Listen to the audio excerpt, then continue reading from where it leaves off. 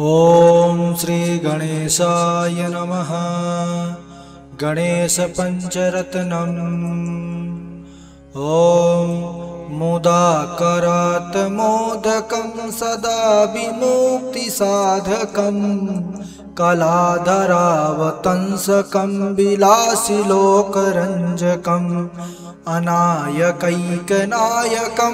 विनाशिते भदैत्यकं नताशुभाशुनाशकं नमामि तं विनायकं न ते तरातिभीकरं न बोधितार्कभास्वरं न मत्सुरारिनिर्जरं न ताधिकापदुद्धरं सुरेश्वरं निधीश्वरं गजेश्वरं गणेश्वरं महेश्वरं तमाश्रये परात्परं निरन्तरं समस्तलोकशङ्करं निरस्तदैत्यकुञ्जरं दरेतरोदरं वरं वरे भवक्त्रमक्षरं कृपाकरं क्षमाकरं मुदाकरं यशस्करं नमस्करं नमस्कृतां नमस्करोमि भास्वरम् अकिञ्चनार्तिमार्जनं चिरन्तनोक्तिभाजनं पुरारिपूर्वनन्दनं सुरारिगर्वचर्वणं